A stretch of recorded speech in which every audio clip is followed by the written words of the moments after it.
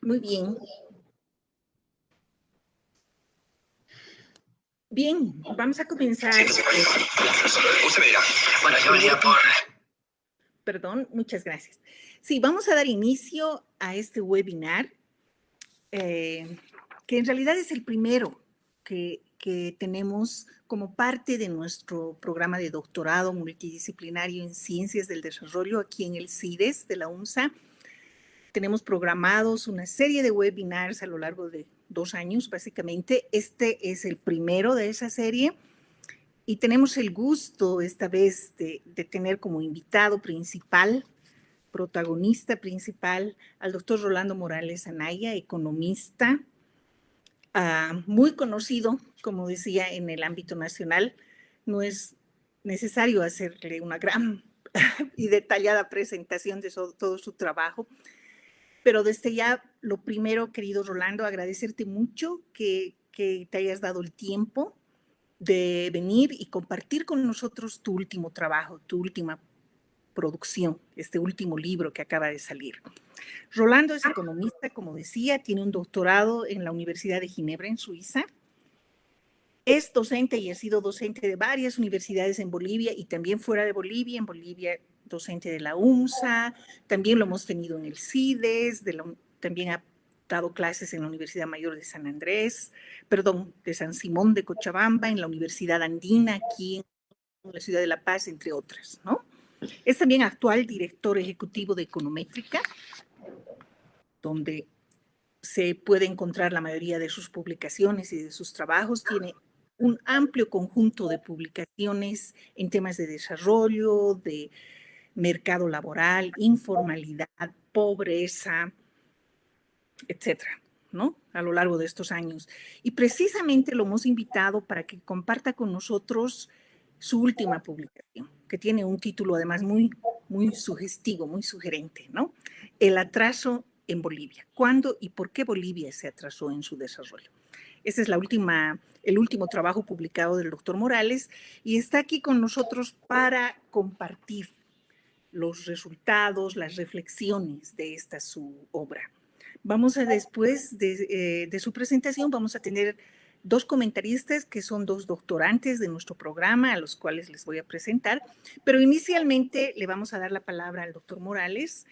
Va a tener entre 30 a 40 minutos para, bueno, tiempo definitivamente bien limitado para compartir con nosotros su trabajo. ¿Sí? Gracias, Rolando, una vez más por estar con nosotros y adelante. Gracias, Elizabeth, y buenas noches a todos los que nos están viendo, particularmente a los 2 colegas que van a hacer los comentarios. Miren, es una pregunta fundamental, yo creo, para todo boliviano, no solamente para los profesionales. Saber por qué Bolivia se ha atrasado a lo largo de su historia. No voy a decir que se ha atrasado los últimos 14 años, como hay alguna gente que al parecer estaría esperando. No, hay un atraso que data quizás de muchos siglos. Y eso es lo que tenemos que discutir y es lo que tenemos que aprender. Entonces, ese es el motivo del libro, donde presento una serie de reflexiones. No es un libro de historia, por si acaso, es un libro de economía, pero con un fondo histórico, es decir, en este libro vamos analizando desde el punto de vista económico diferentes etapas de la historia de Bolivia, ¿no? Comenzando por todo el periodo prehispánico. También quiero poner énfasis antes de comenzar que mucha gente piensa que Bolivia ha empezado a existir después de la independencia o cuando llegaron los españoles. En realidad, lo que conocemos ahora como Bolivia es un conjunto de pueblos muy antiguos, ¿no? de muchos siglos, y no podemos ignorarlos, porque de todas maneras seguimos arrastrando algunos aspectos de lo que era toda esa sociedad prehispánica. Entonces, con estas breves comentarios voy a empezar a compartir una presentación que he hecho.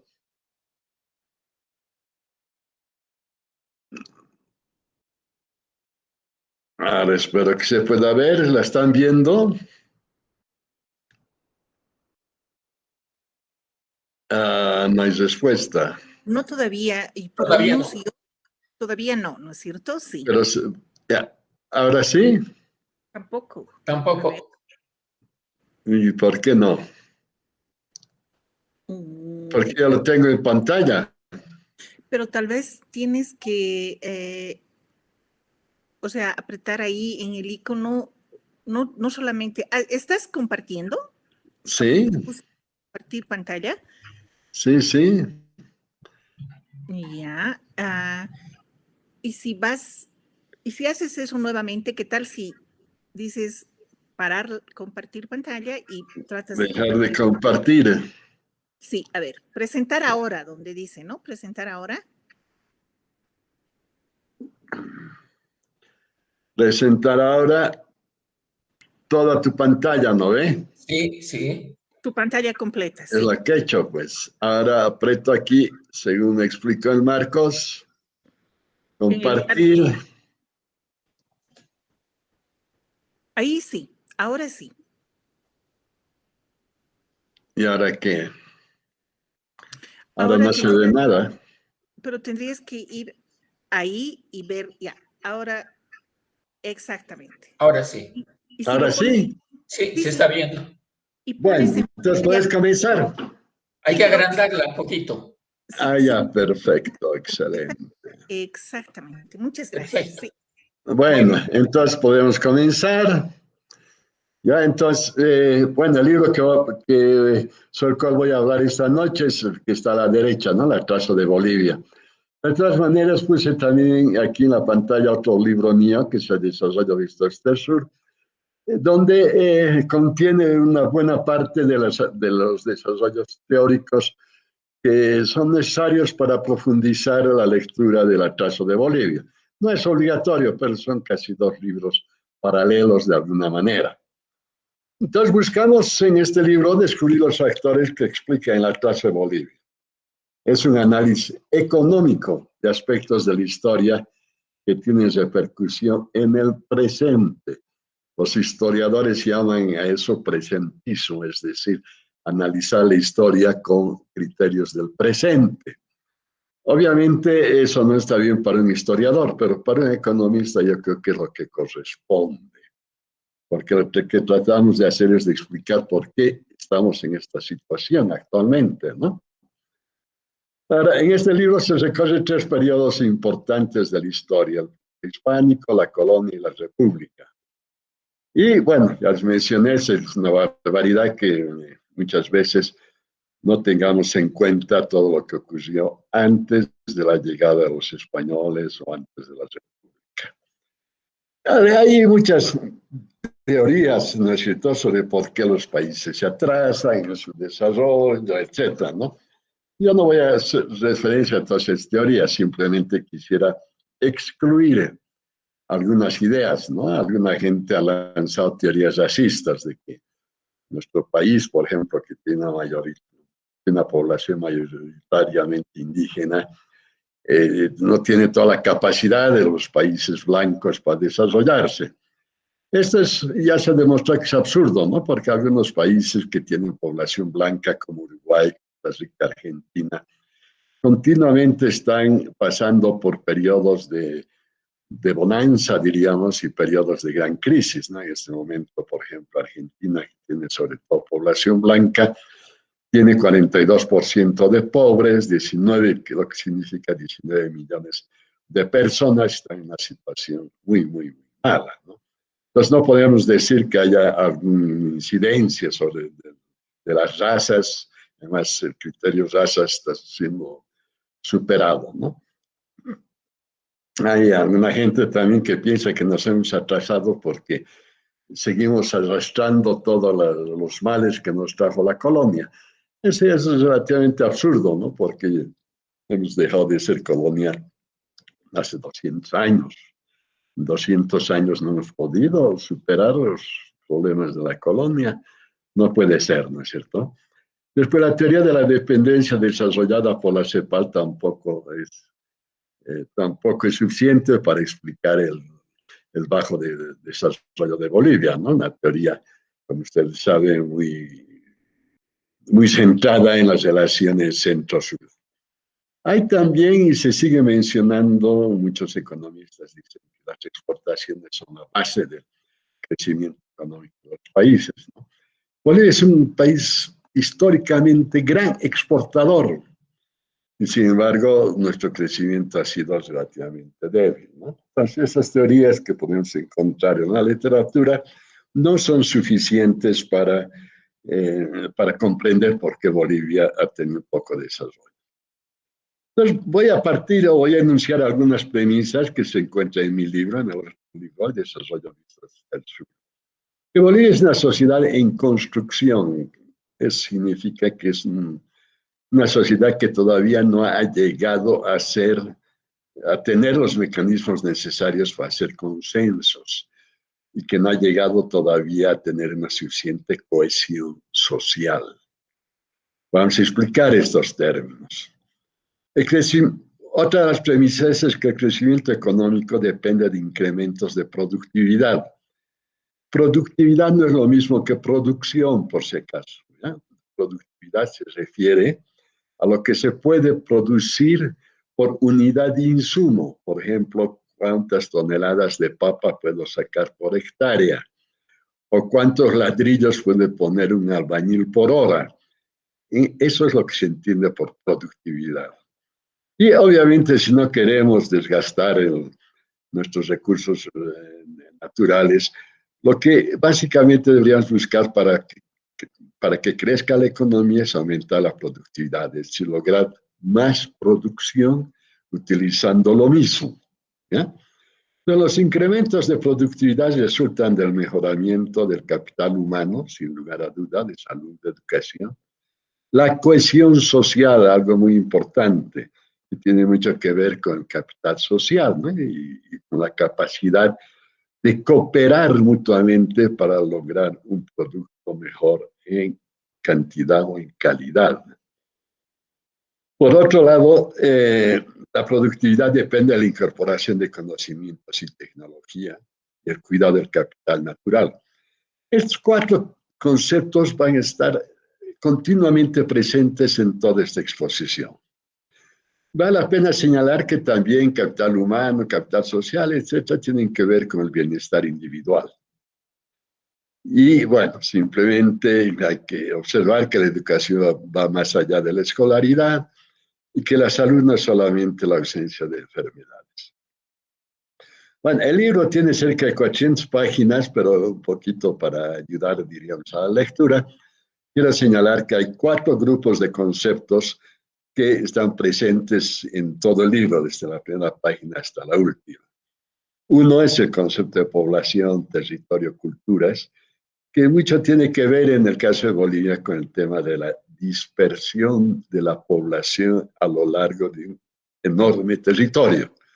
Vamos a explicar mejor esto, ¿ya? Bueno, todo lo que concierne capital humano y tecnología, por tecnología estamos entendiendo el cúmulo de conocimientos que puede tener una sociedad, ¿no? Tecnología no es maquinaria, simplemente como mucha gente piensa, ¿no? Ese es el conjunto de conocimientos. Un tercer grupo, obviamente, tiene que ver con lo que se refiere a los gobiernos, a la sociedad misma, a las instituciones. Y un cuarto grupo es la base de recursos, el modelo económico. Entonces, sobre estos 4 grupos de conceptos vamos a ir desarrollando esta breve exposición. Entonces, el atraso de Bolivia. El desarrollo de Bolivia muestra 3 características del desarrollo actual, ¿no? El aumento de la brecha económica con los países vecinos, lo que vamos a explicarlo, es decir, es necesario obviamente explicar qué es lo que estoy entendiendo por atraso de Bolivia, ¿no? En primer lugar, hay un atraso económico, sin duda alguna, ¿no? Pero lo que es interesante señalar es que partiendo de una situación muy desfavorable con relación a otros países, estamos teniendo una tendencia a igualar a los otros países en materia social. Eso es interesante y parece ser contradictorio con relación a la primera observación. Y una una tercera característica de nuestro desarrollo es la lenta evolución de la construcción nacional, es decir, de la formación de una sociedad con intereses compartidos y con el deseo de sus miembros de cooperarse mutuamente. La cooperación es algo muy importante, ¿no? Y obviamente la formación de consensos. Bueno, para ilustrar un poquito lo que acabo de señalar, cómo se está ensanchando la brecha económica entre Bolivia y el resto de los países de América Latina. La línea de abajo es la de Bolivia, el PIB per cápita, Producto Interno Bruto per cápita, y la de arriba es el promedio de todos los países de América Latina. Como verán, la brecha entre ambos es cada vez más grande. Pero en materia social hay cuestiones bastante interesantes a señalar. Imagínense, esta línea de aquí abajo es Bolivia, ¿no? Y la de arriba es Argentina. Son tasas de alfabetización.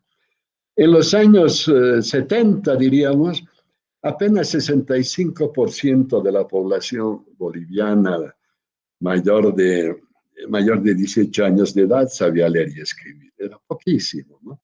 Es necesario señalar que esto ya había cambiado bastante en los años 50, más o menos la mitad de la población no sabía leer ni escribir. Y a comienzos del siglo pasado, casi el 90% de los bolivianos no sabían leer y escribir. Mientras que los argentinos, ya en 1980, ya un 95% de ellos sabían leer y escribir y están cerca del 100, ¿no?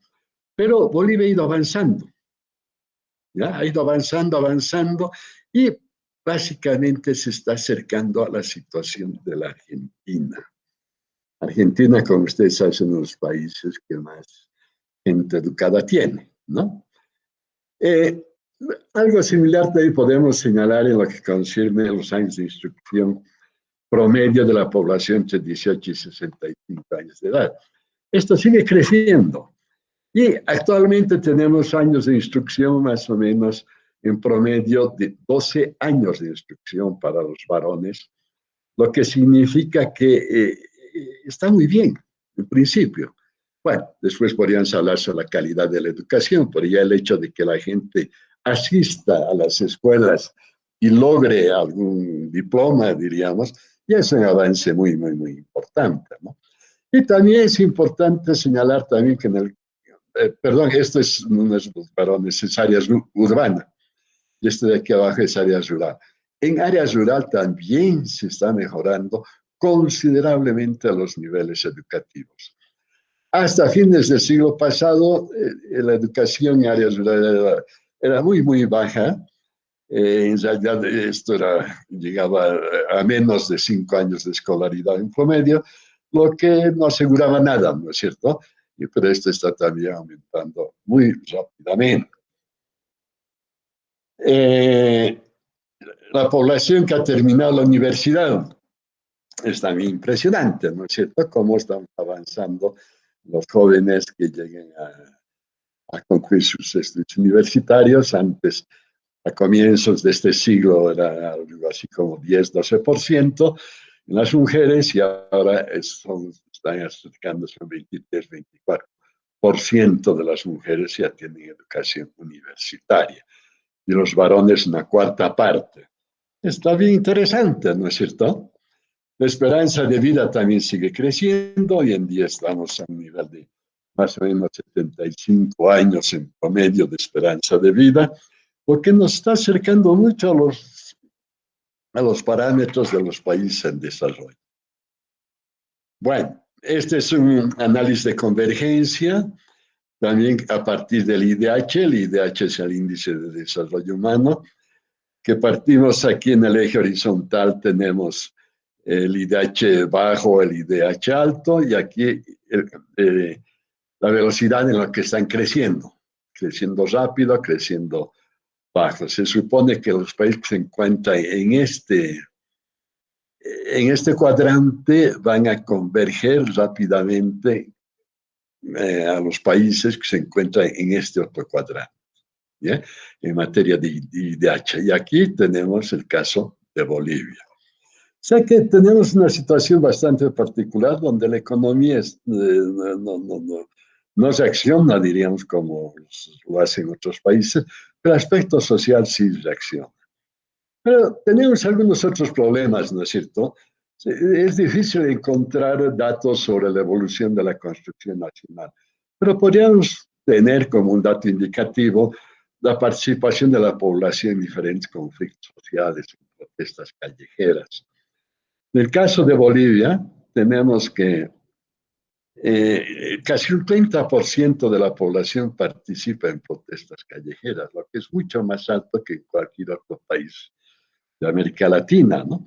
Esto significa que la gente, nosotros los bolivianos, seguimos descontentos sobre la forma como manejamos nuestro propio país, cómo se reparten los recursos, la desigualdad, etcétera. Es decir, que todavía quisiéramos construir mejor nuestro país.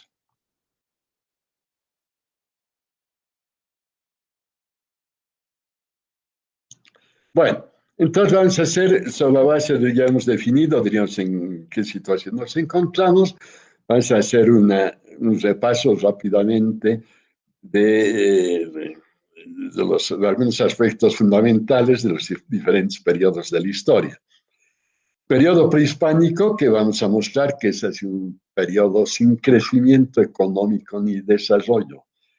Si estamos hablando de unos 14, 15 siglos donde la economía boliviana o la economía de la región andina, diríamos, no ha tenido crecimiento económico ni desarrollo. Hemos tenido después el periodo colonial con la llegada de los españoles, con crecimiento económico, sí hubo crecimiento económico, pero esto era para beneficio de los españoles. En la primera parte de la República hay una terrible exclusión económica, social, política. Básicamente, los que hicieron la independencia de Bolivia y los que nos gobernaron durante el siglo XIX hicieron lo mismo que los españoles.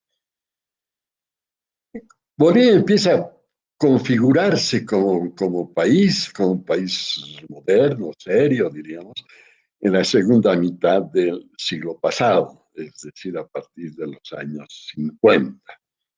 Y tenemos el siglo XXI, que hay inclusión social, sin lugar a duda, ha habido un gran boom económico y derroche de los recursos. Entonces, vamos a pasar rápidamente por cada uno de estos periodos.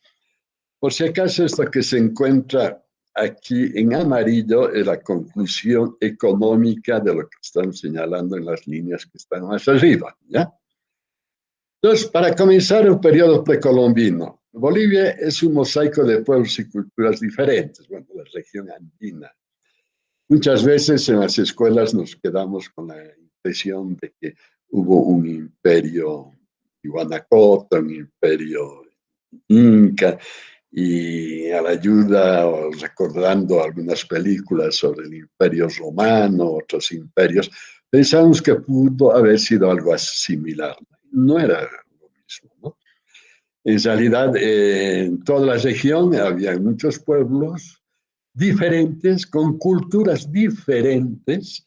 Incluso en 1900, hace algo más de 100 años, en Bolivia se reconocían más de 100 idiomas diferentes, con sus culturas diferentes. Todavía el censo de 1976 mostró que casi 2/3 partes de la población boliviana vivía dispersa, es decir, en poblados que no tenían más de 200 habitantes y que se encontraban a una distancia de unos 100 kilómetros los unos de los otros. Obviamente que la situación era peor todavía antes, 5 siglos antes, ¿no? Entonces, claro, había, diríamos, una dominación incaica o tihuanacota previa, diríamos, pero esa dominación no significa verdaderamente de que se haya conformado una nación con objetivos iguales, idénticos, dispuestos a cooperarse mutuamente. No había relaciones básicamente de dominación. Entonces, la población vivía en forma dispersa, sin conformar conglomerados humanos. Y estas sociedades tenían una estructura social piramidal, ¿no? Es decir, por ejemplo, los incas eran gente que no trabajaba, gente que vivía súper bien, gente que manejaba todo el Estado. Y los otros, los Hatunrunas, simplemente era el pueblo que no gozaba de los mismos privilegios que los incas, ¿no? Y posiblemente no vivía nada bien y posiblemente tampoco los quería los incas, ¿no? Otra característica de este periodo que es muy, muy importante es el desconocimiento de la escritura, de la rueda, del dinero y obviamente de los medios de transporte.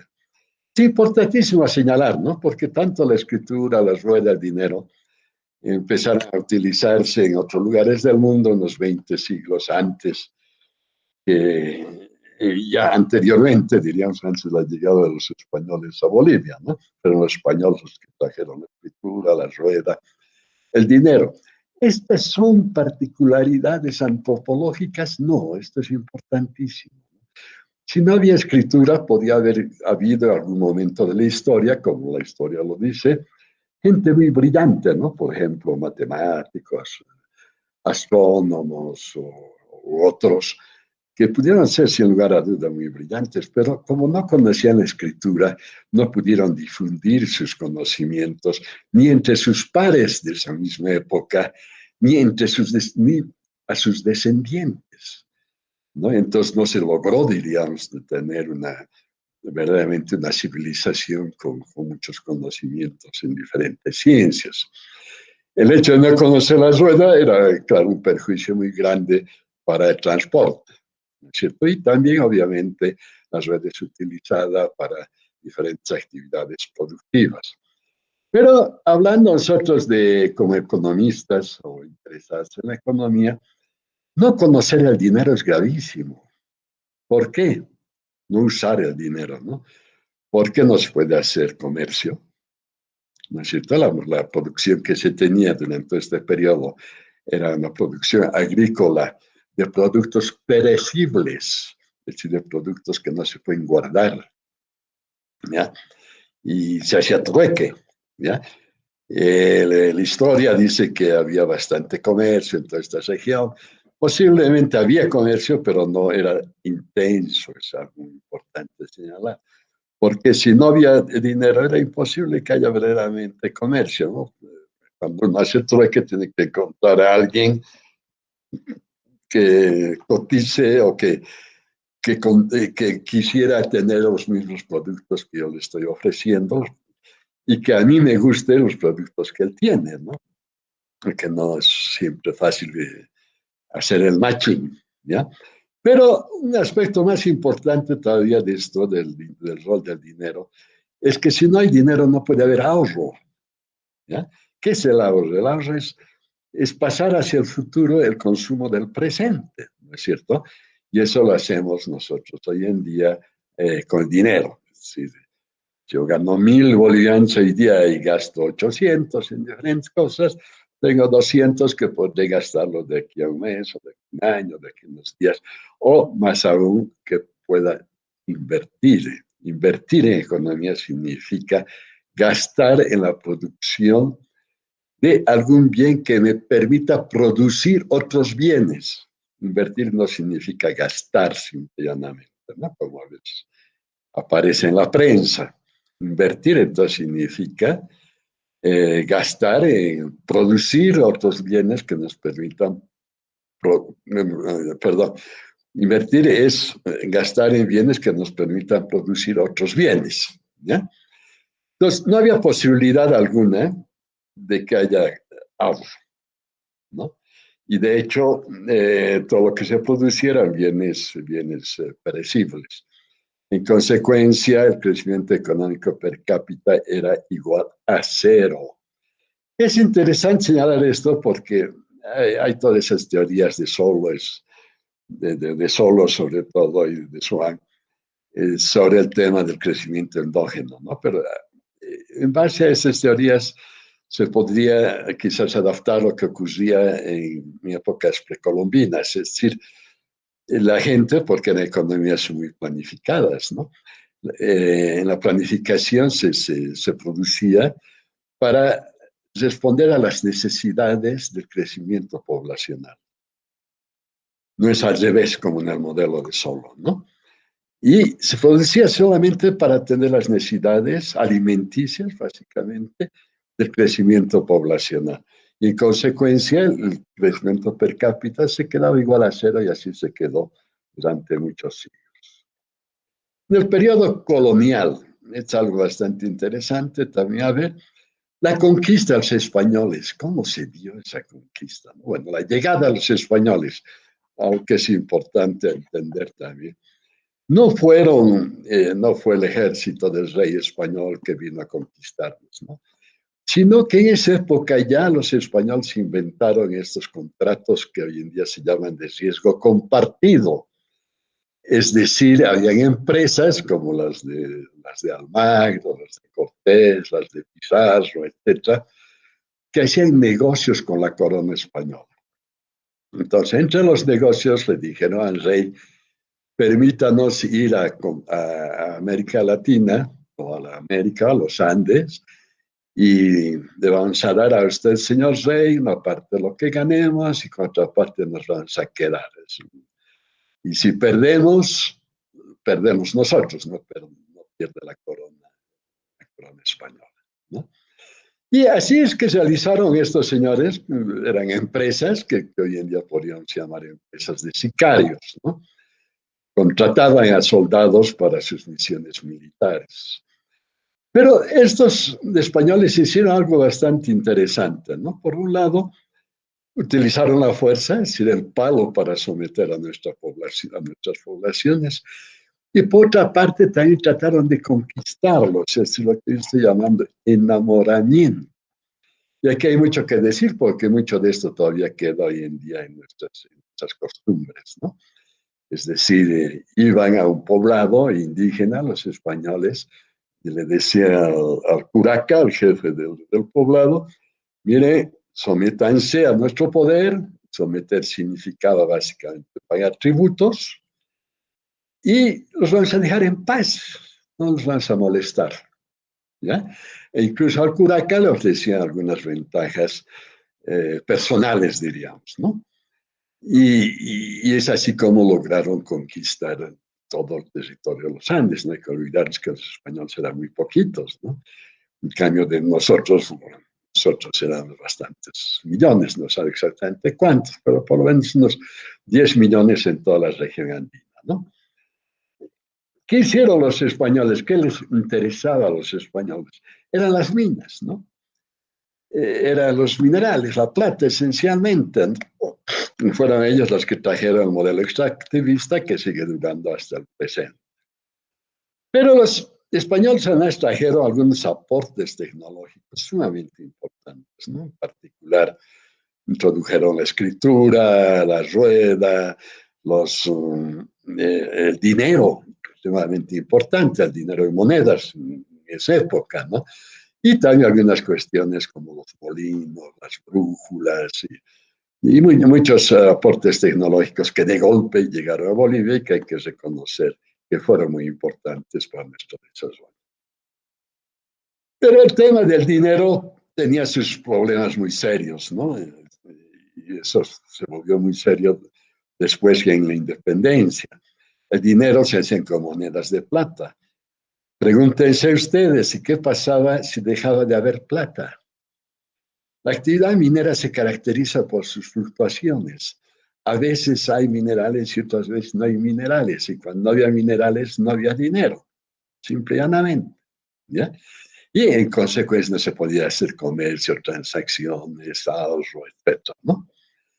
Ahora, también es muy interesante señalar esto, que los españoles en realidad se copiaron de todo de la estructura que ya encontraron de la estructura incaica en su momento, ¿no? En particular la tributación.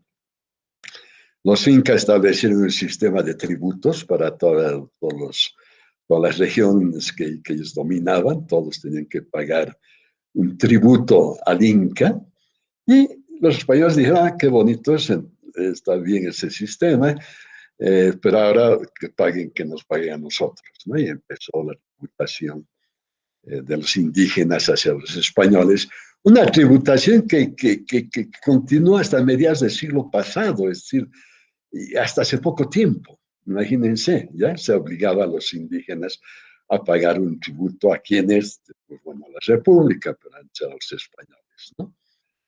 Bueno, hubo un auge muy importante en la minería, en particular en algunas regiones como Potosí. Los españoles introdujeron el monopolio español del comercio, lo que impidió que se desarrolle una industria manufacturera en Bolivia. Estaba prohibido hacer manufacturas en Bolivia y había que comprar de España, no se podía comprar de la Argentina o del Perú, etcétera, ¿no? Pero obviamente igual se empezó a desarrollar algún tipo de industria en Bolivia y el contrabando y la corrupción eran millonarios, es el origen de la corrupción y el contrabando, ¿no? El virrey Toledo, un español que llegó alrededor de 1550, era un tipo bastante despierto, introdujo muchas cuestiones interesantes, ¿no? Por ejemplo, modernizó la explotación minera y una serie de cosas. Pero lo que es interesante para los economistas, sobre todo, es este tema de reducciones toledanas. Les mencioné anteriormente que los indígenas habían adoptado un patrón de ocupación del territorio disperso, es decir, se dispersaban por todo lado, ¿ya? No formaban pueblitos. Entonces el virrey Toledo, con el objetivo obviamente de controlar a los indígenas, quiso obligarles a formar pueblos.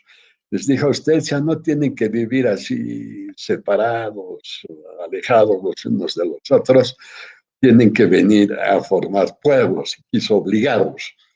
Y interesante entonces señalar, y creo que no se estudió suficientemente, como los indígenas estaban sometidos a esa presión, aceptaron inicialmente la conformación de pueblos, pero inmediatamente que pudieron se fueron de los pueblos y se fueron donde estaban anteriormente, ubicados en zonas muy alejadas. ¿Qué consecuencias trajo la colonia española? Básicamente económicas, ¿no? Uno, la degradación de la condición de vida de los indígenas, por dos razones básicas, ¿no? Uno, que se les obligaba a trabajar en las minas, y en consecuencia se les estaba alejando de su labor inicial, que era la agricultura, ¿no? Y en consecuencia empezó, obviamente, a haber problemas de alimentación entre los indígenas. Pero no solamente hubo el tema de la minería, pero también hubo el hecho de que los españoles trajeron animales como los caballos, las vacas, etcétera, que pisoteaban los cultivos que hacían los indígenas y los desposaban, ¿ya? Y todo eso obviamente provocó una degradación de sus condiciones de vida y lo que llamaríamos hoy en día provocó más pobreza. Otra parte, si bien las minas en esa época daban mucho mineral, los españoles se dedicaban a exportar sus capitales, ¿no? Por un lado, o gastar en barbaridades, ¿no? Hay algunas narraciones, por ejemplo, que la ciudad de Potosí, durante alguna época de la colonia, tuvo un lujo increíble, ¿no? Con muchos teatros, con nightclubs también, con muchas discotecas sería el nombre de hoy en día, ¿no? Pero bueno, lugares de bailes y la gente se vestía muy bien, importaba sus bebidas de España, de Francia, etcétera, pero no invertía. La inversión en otros sectores que la minería era cero, básicamente, ¿no? Y así obviamente no podía haber ganancias de productividad, la economía tampoco podía crecer. Nuestra economía, ¿no? La de los españoles sí creció. Bueno, la República en el siglo XIX. Siglo XIX yo considero que debe ser considerado por los bolivianos como un siglo perdido, por varias razones. Miren, uno, ¿dónde está? Cuando lograron la independencia no fue tampoco como nos enseñan en las escuelas, con nuestros héroes, que le sacaron la mugre a los españoles, no fue así, ¿no? Fue en realidad una pelea que se hizo entre españoles, con algunos criollos. Unos querían defender al rey de España, otros querían hacer un pacto con la hermana del rey de España que estaba preso de los franceses y que vivía en el Brasil. Otros querían que se reconozca las Cortes de Cádiz. En fin, se peleaban entre ellos, ¿no? En realidad el que logró la independencia de Bolivia fue Bolívar, ¿no? Con el ejército de los llamados colombianos. Y vale la pena señalar que en todas esas guerras también llegaron los ejércitos de la Argentina a defender al uno al otro, pero se iban robando todo el dinero que había en la Casa de la Moneda en Potosí. Y además, no había un proyecto de país, simple y llanamente, ni siquiera discutían qué país queríamos. ¿Ya? Ese ya fue un serio problema que se iba a resolver un siglo más tarde. Otra parte de un ciclo vicioso de la actividad minera es algo que verdaderamente vale la pena recordarlo todo el tiempo. Porque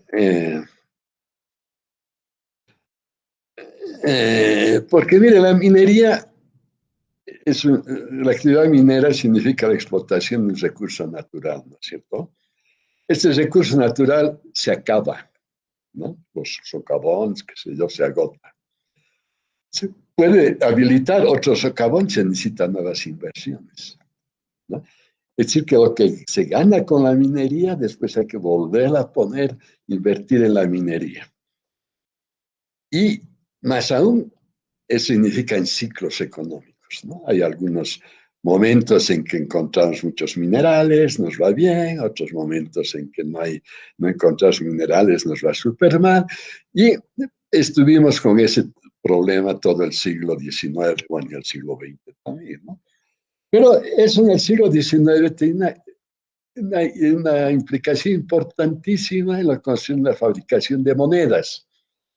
Hubo momentos en que la economía boliviana no tenía monedas para transar. En esa época el dinero era conformado por monedas, no había tampoco banco central ni nada de eso, ¿no?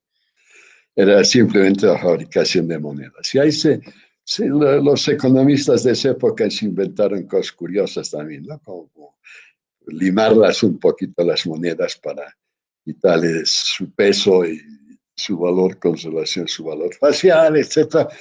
Toda una problemática importantísima y gravísima desde el punto de vista económico.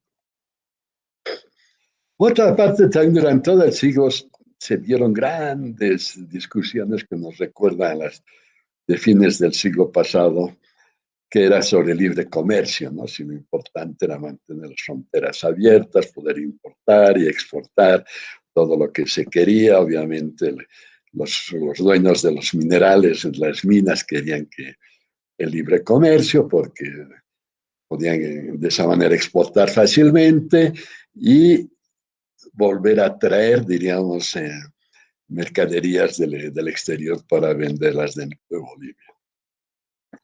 Ese siglo, gran inestabilidad política, hubo más de 34 gobiernos, una corrupción marcadísima y mucho contrabando. ¿Ya? Como verán, son cuestiones antiguas, ¿no? Porque cuando hablamos de corrupción pensamos que recién ha aparecido en los últimos años. No, son cosas muy antiguas, igual que el contrabando con la Argentina y con el Perú esencialmente, ¿no?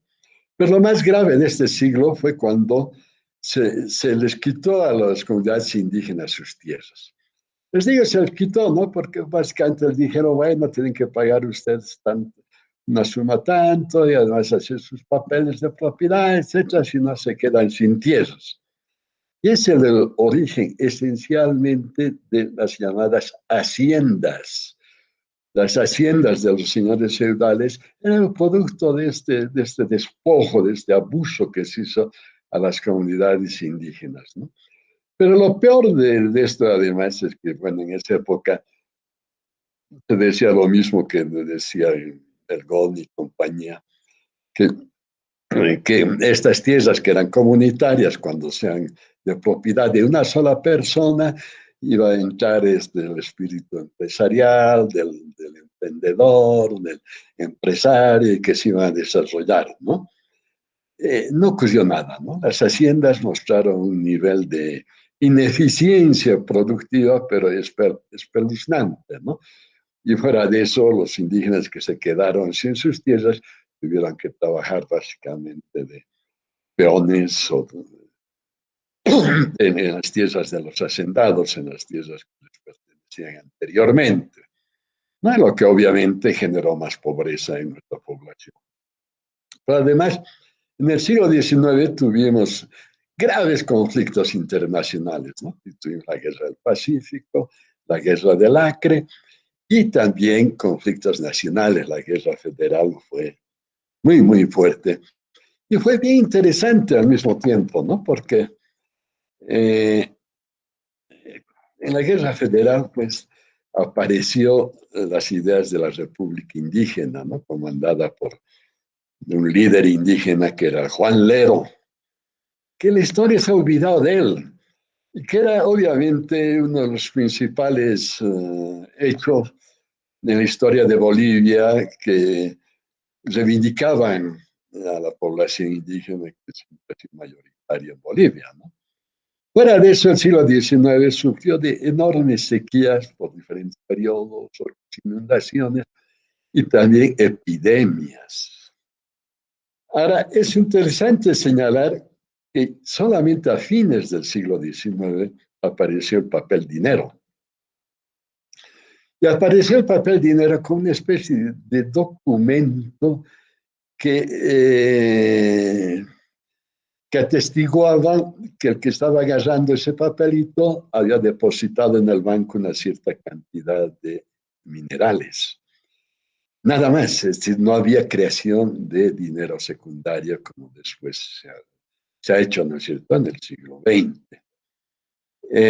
Y además esto también es interesante señalar que esta idea del papel dinero fue traída por un chileno, se llamaba Quillo,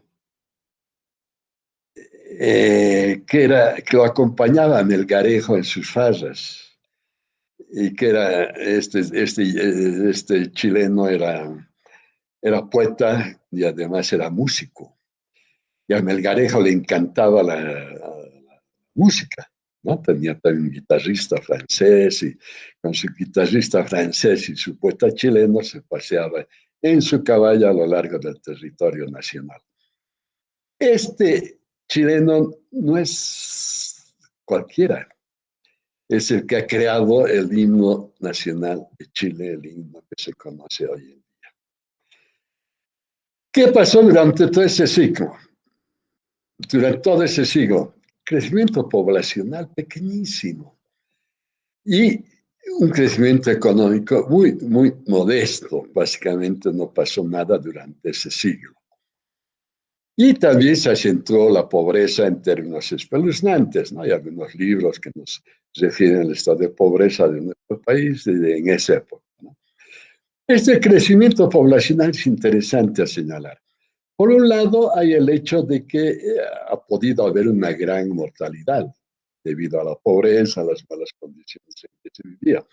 Pero también hay muchos estudios en el mundo entero, no precisamente para Bolivia, que señalan que cuando una población se encuentra en situación de estrés, ya sea económico, sea por guerra, sea por alguna otra razón, tiende a ser menos fecunda. Entonces, al parecer, había también pocos nacimientos. Entonces, la primera mitad del siglo XX ya ahí empieza a haber algunos cambios. Los liberales se interesan por la calidad de la educación, es el Partido Liberal, ¿no? Pero no logran masificar a las personas que crean, por ejemplo, la normal superior de Sucre, hacen venir al señor Román y a otros belgas también, porque querían que se mejore la educación. Está muy bien, obviamente. Pero lo más interesante que esto es que por primera vez en la historia de nuestra región se empiezan a dar interesantísimos debates sobre el país que se quería construir y el rol de indígenas y mujeres en él. En estos debates participaban obviamente los liberales, los conservadores, pero también aparecieron muy interesantes corrientes socialistas y anarquistas. Varios partidos socialistas, no había un solo partido socialista. Y los anarquistas estaban muy de moda en esa época en el mundo entero, en particular en Chile. Y parece que muchas ideas anarquistas llegaron de Chile. Y fue también un momento interesante porque las mujeres empezaron a participar en los debates, ¿no? No solamente las mujeres leídas, cultas, qué sé yo, sino también incluso las cocineras, vendedoras de la calle, de los mercados, etc. Y empezó a hablarse sobre el país que queríamos construir. Entonces, también en esa época los liberales hacen esfuerzos para desarrollar las instituciones del Estado, ¿no? Y bueno, y después los liberales, republicanos, se crea, por ejemplo, el Banco Central en 1928, y en fin, hay un esfuerzo para desarrollar instituciones. Es para crear un país, finalmente, ¿no? Pero continúa el régimen económico del siglo anterior, en particular el extractivismo y el tributo indígena. Mucha gente dice, los indios no tributan. Los indios son los que han tributado durante siglos. Además, no se dice indio, ¿no? Bueno, pero este es el tributo indígena, creo que se suprimió alrededor de 1930, por ahí del siglo pasado. O sea que duró mucho tiempo, incluyendo durante la República, ¿no? Y esto es una barbaridad, ¿no? Porque después de tributo era como un tributo que pagan las sociedades sometidas, ¿no? Obviamente que todo eso significó también una acentuada exclusión social, económica y política. En esa época, en la primera mitad del siglo pasado, por ejemplo, había restricciones a los indígenas, a las señoras de pollera para entrar a las plazas principales, entrar a los teatros, a transporte público. Hay una ordenanza del alcalde de La Paz de 1930 y tantos que prohibía que las señoras de pollera suban al tranvía, ¿ya? Bueno, poco esfuerzo laboral y emprendedor. La verdad es que no pasaba nada dentro de la economía. Y la gente empezó a decir, bueno, los indígenas son ociosos, decían en esa época, ¿no?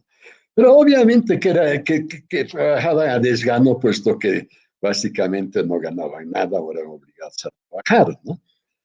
Y normal, ¿no? No es que sean flojos per se. Pero empiezan a haber movilizaciones populares interesantes, ¿no? Huelgas en las minas, huelgas de un sector que era muy importante en esa época, de los gráficos, etcétera. Y ella empezó a moverse, diríamos, la conciencia nacional.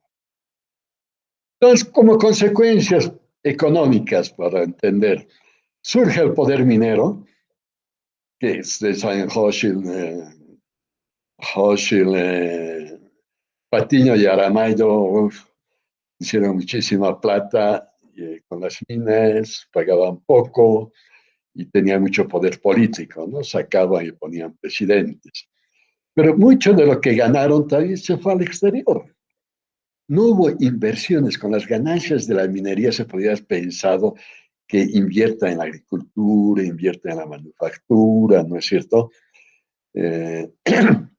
No ocurría eso. Simplemente lo que tenían sus ganancias, ya sea los invertían en consumo de bienes suntuarios, ya sea los exportaban hacia Europa. Entonces no había inversión en otros sectores que la minería. Y además, digamos, durante toda esta primera mitad, fuertes fluctuaciones económicas. No nos olvidemos que hubo la Primera Guerra Mundial, entonces era una economía básicamente exportadora, en todo lo que ocurría en el mundo tenía mucha incidencia en nuestra economía. Hubo la crisis económica mundial del 28, hubo la Segunda Guerra Mundial y además Bolivia tuvimos la guerra del Chaco. Entonces fueron problemas que incidieron en la economía, ¿no? Bueno, ¿qué pasó después? Segunda mitad del siglo XX. La revolución de 1952 fue un hecho importantísimo en nuestra historia, ¿no? Alguna gente muy simplemente dice que esa revolución se hizo porque después de la guerra de Chaco la gente tomó conciencia, no sé qué. En realidad, la mayor parte de las ideas lanzadas por la revolución de 1952 fueron desarrolladas ya durante la primera mitad del siglo por los socialistas y los anarquistas, ¿no? Y por los poristas, tenemos del POR, ¿no? Lanzaron toda esa, por ejemplo, se atribuye a Tristan Maroff haber lanzado el eslogan minas para el Estado, tierra para los indios, ¿no? Que fue el principio básico de la reforma agraria. Bueno, hubieron avances muy interesantes en educación después de la revolución del 52, algo que lo voy a ilustrar inmediatamente. Y aquí fue el inicio de la industrialización, pero en realidad era reforzar un esfuerzo que se había realizado para industriar el país con la creación de la Corporación Boliviana de Fomento y también con diferentes formas de apoyo al sector privado. La Corporación Boliviana de Fomento es la que creó las industrias de aceite, de cemento, de azúcar, etcétera, que dieron un impulso enorme a la industrialización boliviana. Se hizo la carretera Cochabamba-Santa Cruz y con eso ayudó muchísimo a la integración del Oriente, es decir, de Santa Cruz, pero también durante esa época, el gobierno de esa época planificó muchas inversiones y proyectos de migración hacia el Oriente. Bueno, todo eso avanzó bastante bien hasta fines de los 70, hasta fines de los 80, ¿no? Después se dio la crisis del 80, la década perdida, así se la llama, ¿no? Y que fue una crisis básicamente del sector externo, de la deuda externa y el tema de las exportaciones de minerales, sobre el cual, bueno, necesitaríamos una hora entera para explicar. Pero en esa época también, bueno, desde los años 60 por lo menos, hubo un interesante desarrollo de ideas, ¿no? No se olviden que esa fue la época de Che Guevara, de la teología de la liberación, de los curas guerrilleros, y de una amalgama bien interesante que se trató de hacer en esa época entre el marxismo y el catolicismo, ¿no? Pero no duró mucho tiempo, duraría unos 20, 30 años este desarrollo de ideas y después se acabó todo, ¿no? Se acabó por la caída del muro de Berlín, se acabó porque el nuevo Papa, Pablo II, creo, dijo que no estaba de acuerdo con la teología de la liberación, los votó de la iglesia algunos curas importantes que estaban defendiendo la teoría de la teología de la liberación, y después los partidos que teníamos en Bolivia dejaron de tener ideologías, ¿no? Ya nadie defendía nada, simplemente era puro oportunismo, lo que sigue habiendo hasta la fecha, ¿no? Ya no hay ideologías, ya no hay programas de partidos, etcétera, ¿no? Pero además, digamos que a fines del siglo XX hemos tenido los terribles experimentos neoliberales, ¿no? Las pérdidas de capital, por ejemplo, hemos perdido los aviones de Yoidario Boliviano, hemos perdido los trenes, bueno, un desastre. Y además se han vendido las industrias de la CDF, ¿no? Y se las vendió a precios de gallina muerta. ¿Y qué pasó? Se suponía que los que iban a comprar iban a hacer de estas industrias, de estas empresas, más, más eficientes. No pasó absolutamente nada, ¿no? La mayor parte de estas industrias privatizadas ya no existen. Simplemente se han cerrado, han quebrado, etcétera, ¿no? Y también durante esta época ha habido un incremento bastante grande de la desigualdad. Entonces, son las consecuencias económicas de esa parte de la historia. Este pequeño paréntesis simplemente para mostrarles algo que me parece muy significativo. Perdón, Rolando, disculpas Sí. que te interrumpa. Súper interesante, obviamente, pero lo que pasa es que ya estamos contra el tiempo, o sea que tal vez a partir de ahora tratar de resumirlo un 5 poquito. minutitos. Adelante, adelante. ¿Ya? Sí. Gracias. Mire cómo se disparó la matrícula escolar como consecuencia de la Revolución Nacional del 52. Algo absolutamente increíble, ¿no es cierto? Y vale la pena señalar que durante el siglo pasado, apenas, por ejemplo, a comenzar el siglo, tenías 22.000 alumnos en todas las escuelas de Bolivia. Miserias, ¿no? Básicamente la gente no iba a la escuela. Fue el MNS que, con la revolución del 52, que dio este gran impulso. ¿Ya? Siglo XXI, ya estamos acabando, Eli. Boom de las exportaciones, ya sabemos. Crecimiento económico, sabemos también. Ha habido disminución de la desigualdad. También el desempleo se ha mantenido en tasas muy bajas y también hubo disminución de la pobreza. Ha habido progreso en educación y salud, como hemos visto al comenzar la exposición. Ha habido un importante progreso en materia de inclusión social, pero hay dos cuestiones que nos deben preocupar, ¿no? Uno, a pesar del tema de la inclusión social y de todo lo que se ha hecho, se han agudizado los conflictos con contenidos racistas, ¿no? Lo que ocurrió en noviembre del 2019, cómo se hablaba alguna gente de los indios y bueno, y también dicen que los indios hablaban muy mal de nosotros, dicen, ¿no? Bueno, en realidad lo que podemos decir es que se agudizaron los conflictos. Y algo muy grave, obviamente, desde el punto de vista económico, es que no se echó bases para un desarrollo sostenido. Básicamente no se han creado eh, nuevas fuentes de crecimiento económico, ¿no es cierto? No se ha creado, es decir, bueno, hemos derrochado, diríamos, lo que hemos tenido como boom. Bueno, ¿dónde está Bolivia ahora? ¿Y qué voy a decir lo más importante aquí? A ver, capital humano sabemos ya, construcción nacional. Poco debate sobre el país que queremos, seguimos sin debatir suficientemente, ¿no? Tenemos una democracia empantanada. Si por democracia entendemos la posibilidad de hacer debate de ideas, de propuestas, básicamente no tenemos ese debate, ¿no es cierto? Ahora que se vamos a votar, sí, vamos a votar de tiempo en tiempo, pero eso no es la democracia, ¿no? Nuestras instituciones siguen siendo muy débiles, particularmente la justicia. Bueno, el sector productivo, que es muy importante para cualquier país, ¿no? Seguimos con el modelo extractivista, seguimos olvidándonos de la agricultura y tenemos un tejido empresarial muy débil. Tenemos 2 millones de empresas con una mediana de 2 trabajadores y con pocas relaciones intersectoriales. Sabemos bien, el 70% de los trabajadores son informales. Es decir, nuestro aparato productivo es muy débil. ¿Ya? Bueno, creo que ya no voy a abusar de su paciencia y aquí voy a acabar. Si les parece bien. Listo. Gracias, Rolando. Muchísimas gracias. Perdón, pero No, no, sí, ya estaba acabando, Ali, no te preocupes. eso. Muchísimas gracias por la exposición y bueno, viendo el libro, etcétera, definitivamente, pues has hecho un súper esfuerzo de tratar de resumir todos sus contenidos, ¿no? Muchas gracias, Rolando.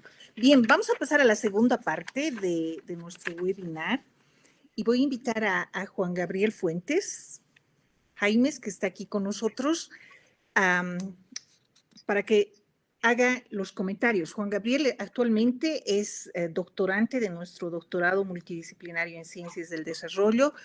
Él es auditor financiero, tiene varias maestrías en auditoría, en control financiero, en administración de empresas, etcétera. Y en los últimos años, muchos trabajos y experiencias sobre desarrollo económico y sostenible. Precisamente ese es su interés para estar con nosotros en el doctorado. También docente de varias universidades, incluyendo la UNSA, la Universidad Católica Boliviana, la Universidad Privada, la UTO, entre otras. Muchas gracias, Juan Gabriel, por darnos tu tiempo y por aceptar comentar este trabajo de Rolando. Así que te dejo el espacio. Vas a Gracias, compartir. doctora. Gracias, doctora. Voy a presentar en la pantalla. Adelante.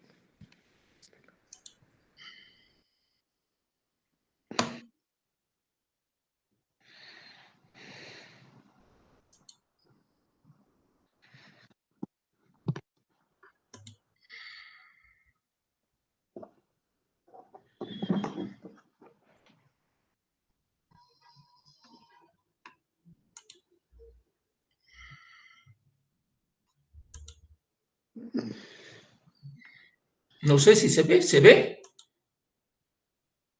Se ve y se ve muy bien. Perfecto, muy bien.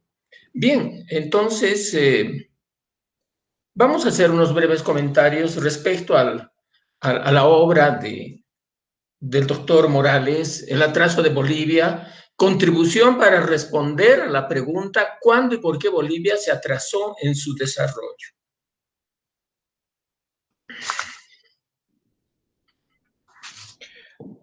Rolando Morales, en 10 capítulos de su libro, nos revela las razones por las cuales Bolivia se ha rezagado en su desarrollo. En su análisis, asume que el desarrollo es crecimiento económico, bienestar individual, capacidad de cooperar y la acumulación de capacidades humanas, entre otros aspectos. El autor expone los hechos históricos y económicos con un enfoque retrospectivo, es decir, mirando los hechos pasados con una visión del presente. Analiza el pasado aplicando conceptos actuales. Esto conlleva validar acciones del pasado con acontecimientos del presente, con el riesgo de alterar la lógica secuencial de aquellos lectores que están habituados a seguir paso a paso un relato histórico.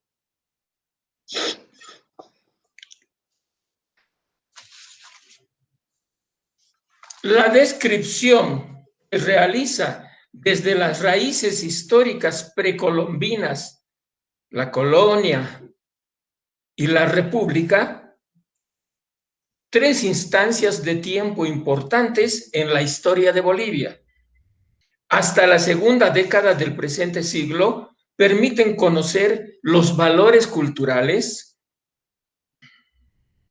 costumbres y formas de sentir arraigadas en las sociedades de esos periodos, que tienen vigencia en momentos actuales.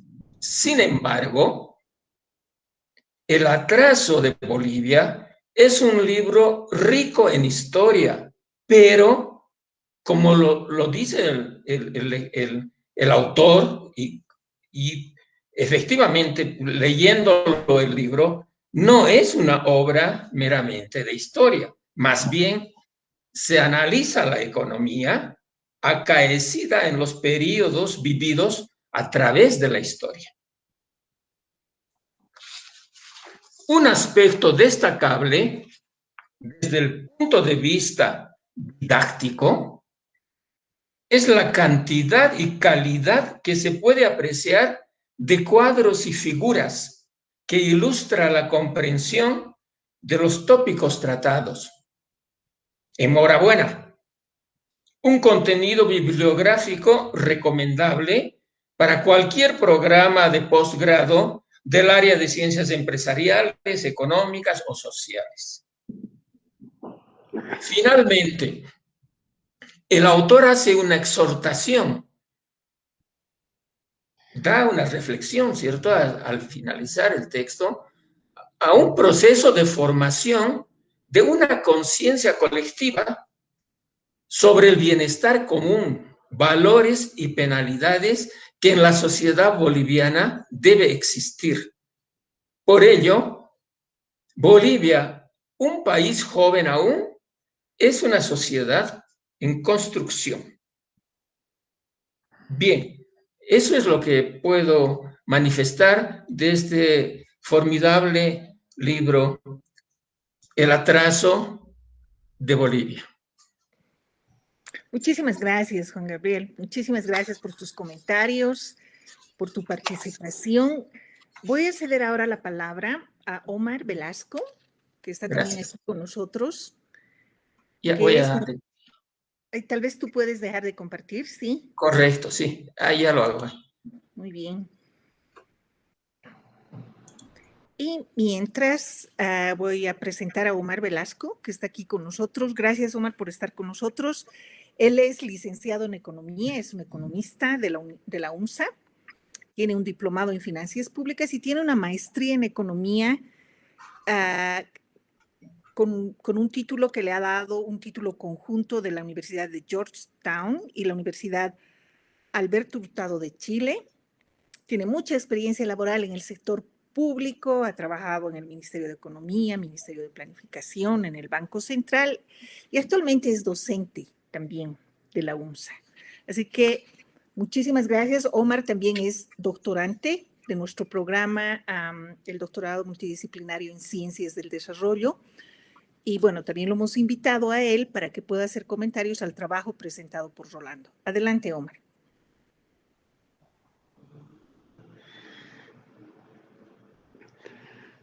No se escucha. Sí, Omar, no se escucha. Su micrófono está cerrado. El micrófono, sí. El micrófono, Omar, tienes que prenderlo. Ahora sí. Muy ¿Se bien. puede ver la presentación? Disculpen. No todavía. Sí, Ahí Sí. ya, sí. pero si la Ahora pones sí. en La voy pantalla a, la voy a ampliar. Ya. Claro que sí. Exacto. Bueno, decía muchas gracias en principio, querida doctora, por la introducción y bueno, un saludo cordial a todos los asistentes. Eh, bueno, me siento halagado de hacer algunos comentarios a este libro, al cual lo encuentro, por supuesto, muy interesante y una oportunidad muy útil para poder, digamos, discutir sobre este tema que es tan apasionante. Entonces, sin más preámbulo, bueno, dicho además que es adicional que eh, durante el curso del doctorado hemos ido viendo varios temas, ¿no?, relacionados al libro y, por supuesto, todos vinculados a esta temática. Entonces, ¿cuándo y por qué Bolivia se atrasó? Es un libro que tiene como, digamos, esfuerzo poder comprender los determinantes del desarrollo económico desde los tiempos, ¿no?, precoloniales a la fecha. El título del libro, un tanto provocativo, voy a decir, lo que trata es asumir una postura que muestra el rezago en el desarrollo económico que ha tenido el país, fundamentado, digamos, en la poca convergencia económica y en la lenta evolución de la construcción de una identidad nacional. El libro busca mostrar que hubo poco esfuerzo en la educación, en salud y en el desarrollo de conocimientos y la incorporación de tecnología, fueron lentos, ¿no? Está compuesto este libro en 11 capítulos, donde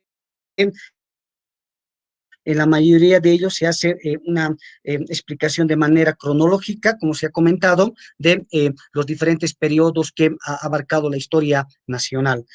Eh, como impresiones generales y más personales del libro, deseo comentar primero que encuentro quiero destacar la capacidad narrativa, analítica del doctor Morales para poder reconstruir el mundo prehispánico, ¿no? Hacer historia, construir la historia es una tarea desafiante y, por supuesto, este trabajo amerita mucha capacidad ¿no?, de raciocinio. También aquí se destaca la capacidad de formular hipótesis, concluir ideas ahí donde la información ha sido ¿no?, insuficiente.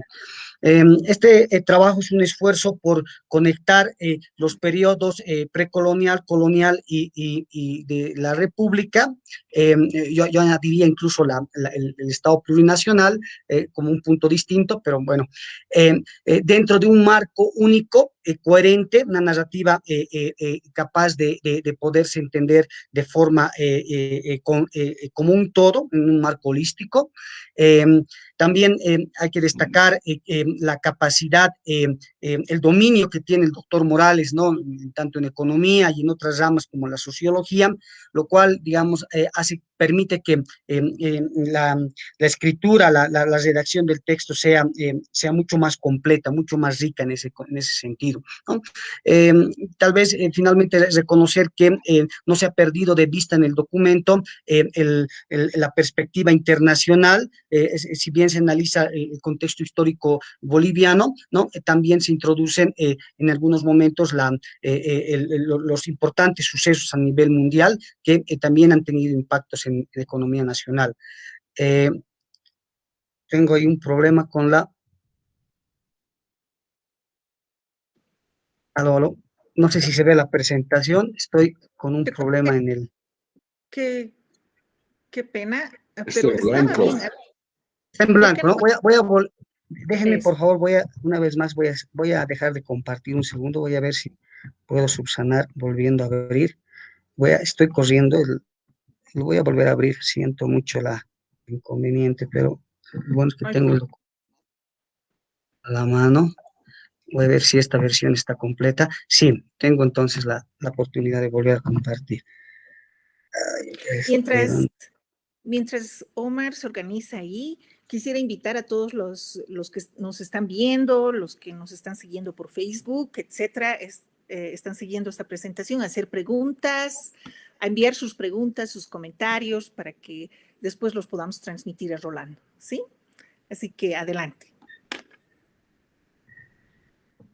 Bueno, por favor, ¿me pueden repetir si ven la presentación? Sí, se ve. Ujú. Ok, muchas gracias. Vuelvo a poner mi cronómetro en marcha. Lo agrandas un poquito. Sí, la tengo grande. Sí, Ahora sí.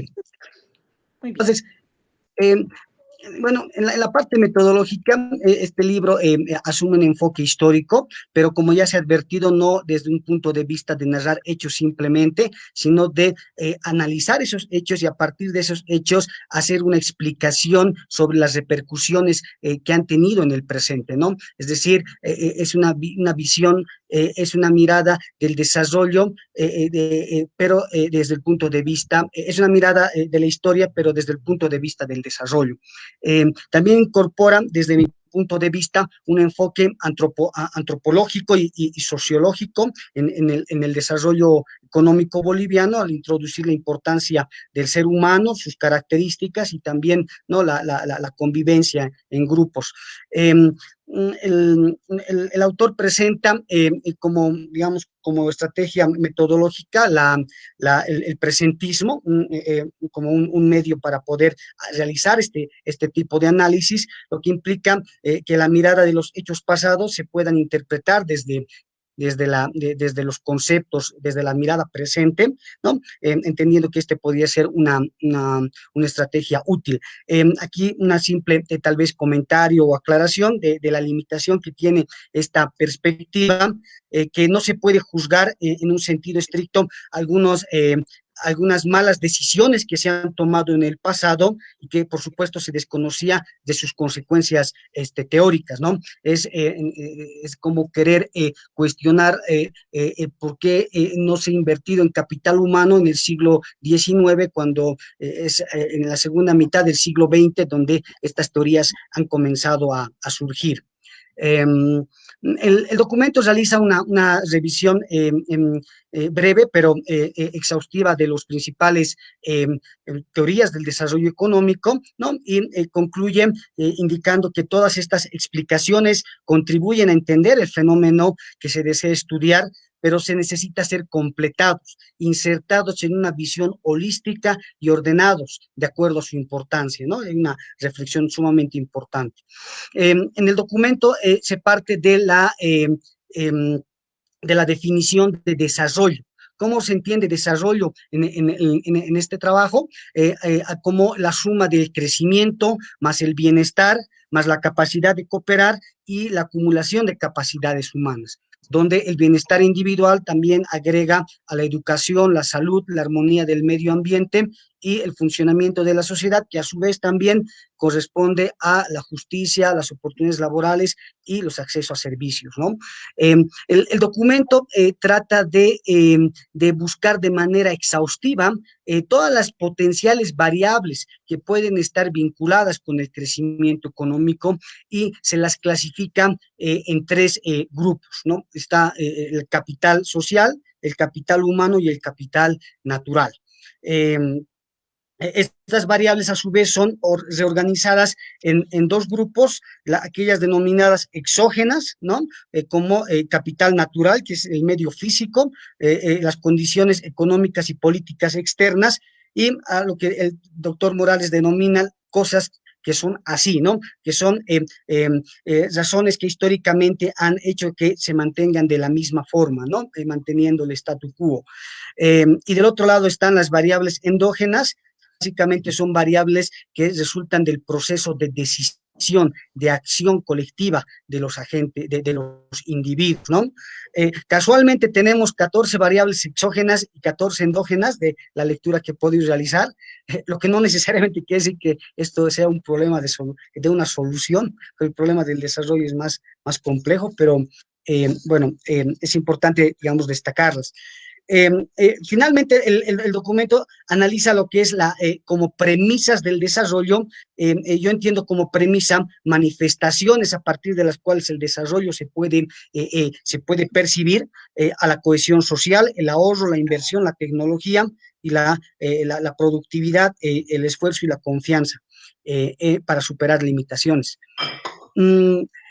¿Cuáles son las principales contribuciones del libro, según mi punto de vista, ¿no? En principio, este es un documento que aporta, realiza, como mencionó Juan Gabriel, un análisis retrospectivo de la economía nacional. En este documento se identifican los principales hitos económicos, sus avances y sus retrocesos, los ciclos de auge y recesión que ha tenido la economía boliviana, las debilidades y fortalezas institucionales, probablemente más debilidades que fortalezas, los intentos fallidos en la construcción de esta noción de Estado, y también se hace una mirada crítica a los periodos de gobierno identificados, ¿no? Identificando sus aciertos y fracasos, ¿no?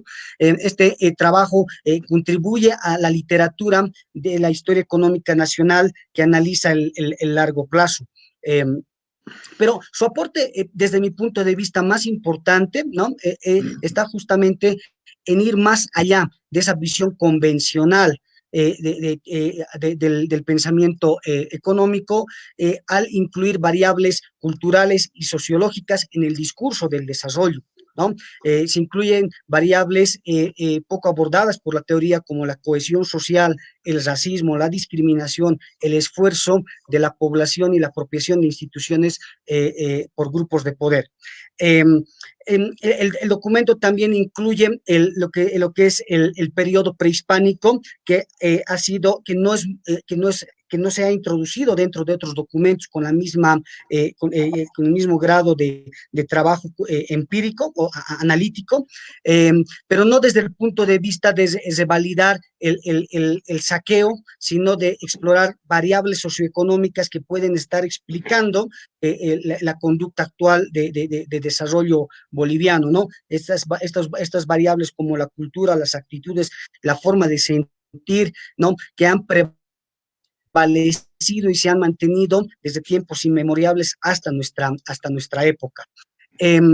Me parece importantísimo destacar dentro de este trabajo el análisis sobre el rol de la cohesión social visto desde el punto de vista de la discriminación. El sistema de castas introdujo un sistema de exclusión económica y social que perjudicó la cohesión social. Este sistema de explotación colonial, que es de extractivista, se mantuvo después de la República porque justamente se mantuvo el sistema de castas. Justamente el hecho de tener una población boliviana mayoritariamente indígena pudo explicar por qué las élites blancas no realizaron mejoras en el plano de la salud y la educación, ¿no? Que es justamente parte de la explicación del atraso. Esta exclusión racial posteriormente se convirtió en una exclusión política, ¿no? Lo que se puede ver es que el proceso de mestizaje ha ayudado a formar esta identidad nacional, pero ha sido un trabajo relativamente lento, ¿no? Las instituciones formales en torno al concepto del indigenismo han tardado en crearse, ¿no? Y ese letargo ha hecho que la cohesión social también vaya a un ritmo muy lento, ¿no? Entonces, el proceso de discriminación racial ha sido el que ha hecho mucho daño al país, y desde el punto de vista que yo puedo sacar del libro, encuentro que es la razón principal del atraso económico, y obviamente la necesidad de desterrarlo, este prejuicio racial ayudaría a mejorar la identidad nacional. Otra contribución importante del libro tiene que ver con la compilación estadística. O sea, el documento recolecta, compila información histórica que supera a otras publicaciones que tienen similar característica de análisis de largo plazo. El autor tuvo que lidiar con información escasa, dispersa y en muchas veces inconsistente, principalmente de la época previa al primer censo, para poder estructurar todo el análisis que se ha presentado. O sea, existe también un esfuerzo de conciliar diversas fuentes de datos de otros autores que parece importante destacar, y también la construcción de algunas series, ¿no? Como es la población, datos de educación, producción de manufactura y agropecuaria en los periodos del nacimiento de la República, ¿no? Y algunos datos también propios de consumo per cápita o coeficiente de inversión. Me voy a saltar esta lámina porque ya se ha presentado durante la exposición, que eran algunos rasgos característicos de la economía boliviana, que obviamente están dentro del libro, y aquí también se mostraban cuáles son los factores que han perjudicado, ¿no? Los momentos que más han generado tal vez perjuicios a la economía nacional, que también han sido explicados por el doctor Morales. Un tema que sí me interesaría destacar o comentar muy brevemente es que existen dentro del libro tal vez algunas hipótesis no comprobadas, ¿no? Que podrían ser denominadas como hipótesis controversiales. Me voy a basar solamente en una de ellas como ejemplo, es esta, la de asumir que existe un estancamiento secular.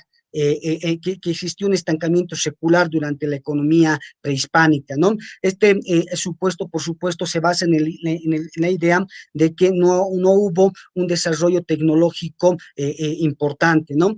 Aquí me parece, digamos, atrayente comentar primero, y está en el libro, la innovación tecnológica más importante del periodo prehispánico fue justamente los sucacoyos, ¿no? Los camelones, que permitieron generar una capacidad de excedente en el sector agrícola, en el cual habría que suponer que ha debido permitir más bien dar un margen de acción de que solo un porcentaje relativo menor de la población se dedique a esta actividad. Por tanto, ha tenido que haber la posibilidad de despegue en otros sectores. A eso tal vez se podría sumar también el tema de los recientes hallazgos que se han hecho de Davidovic, un francés, que llega a demostrar que en la cultura tijuanacota había la posibilidad, presuntamente existía la tecnología para poder ablandar la roca, ¿no? Y eso, por supuesto, es una herencia que luego llega a pasar a la cultura inca. Entonces, la idea de que esa transmisión de conocimiento se haya podido dar hace pensar que tal vez han existido de formas distintas de poder transmitir estos conocimientos, ¿no? Y finalmente está el tema de la deshidratación del chuño, por poner un tercer ejemplo, que son estos ejemplos de hitos que podían explicar un desarrollo importante en ese periodo, y no necesariamente un crecimiento nulo en todo el periodo. Algunos temas que me parece que están pendientes todavía en el libro, o yo más bien lo llamaría una agenda de continuidad de investigación que se puede dar a partir de este trabajo, es, por ejemplo, el tema de los incentivos que se tocan en el libro, ¿no? Me pareció muy interesante la hipótesis del síndrome del Procusto, que es una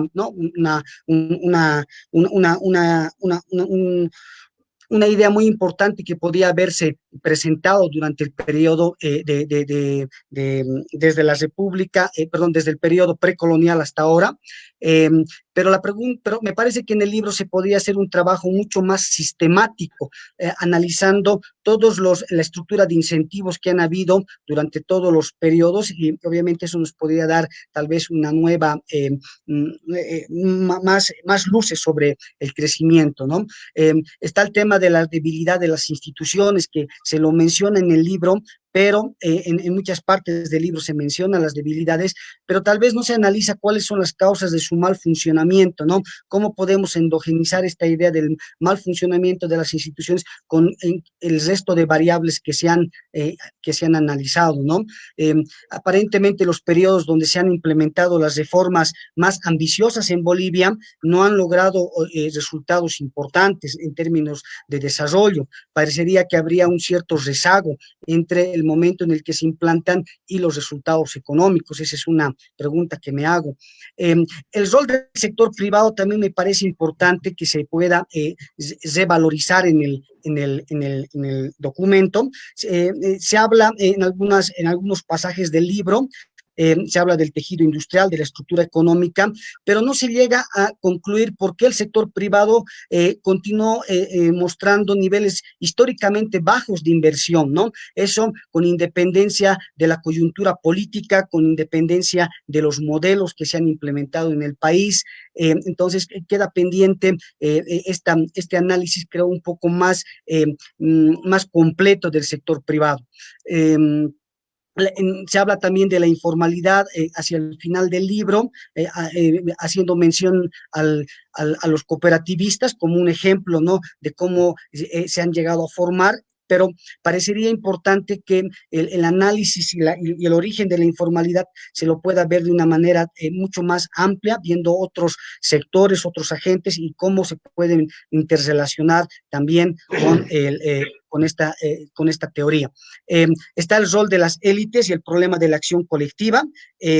Ahí me parece importante que Rolando Morales muestre que existe un cierto soslayo en la historia económica y en la historia y en el análisis del desarrollo económico al rol de las élites. Rescatando un fragmento de Toranzo, señala que una regularidad histórica que han tenido las logias, las élites en el país, es que han velado siempre por su rol particular y no por el interés general. Por tanto, queda ahí pendiente este engranaje entre el rol de las élites y el desarrollo económico. Entonces, concluyendo esta última lámina, quisiera hacer algunos comentarios finales a modo de reflexión. El concepto de desarrollo me parece que es un concepto que guarda cierta complejidad en su comprensión, dado que incluye un conjunto de variables amplias, ¿no? Y de alguna manera su categorización tiene un cierto criterio a posteriori, ¿no? Una vez que